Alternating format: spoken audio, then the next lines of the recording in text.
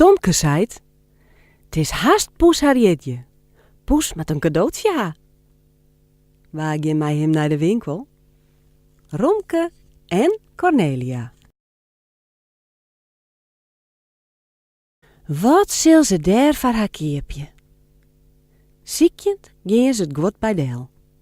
Romke wiest al naar een baltje. Tomke sjocht naar het klimtastel. Nee, zei Tomke, net een baltje. En het klimtastel, dat is te grut. Sjocht sto dat moeske aan een touwtje? Sjocht dat strikje voor haar stut? Cornelia sjocht een mooi kwarke. Een prachtig bed van Poeske Jel. Is dat net een mooi cadeautje? Ja, dat dachten we, roept het stel. Het kwarke komt in een kreersdwaske, inpakt in cadeaupapier. Fleurig rennen ze naar Hoesta. Gelukkig is het net saffier. Poeske Jel, hier is die pakje. Jeltje pakt het dadelijk uit. Dankjewel, roept het poeske. Jout zal ik er een tuut. Nou, een feestje met een taartje. Romke stiet met pantje kleer. Lekker drinken en wat snobjes, jongen, doensje, volle meer.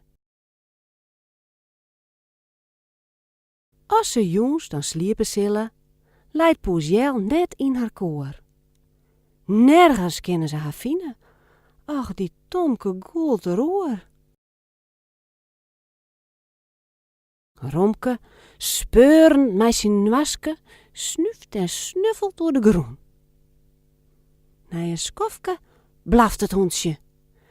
Romke had Poes Jel al voen.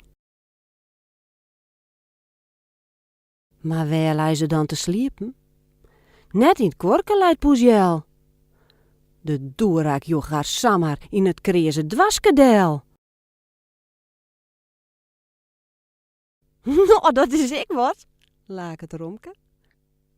Tomke sjocht een beetje zoer. Sjorres, blaft het blierenhondje. En kroept zelfs in een kattenkoer. Uit.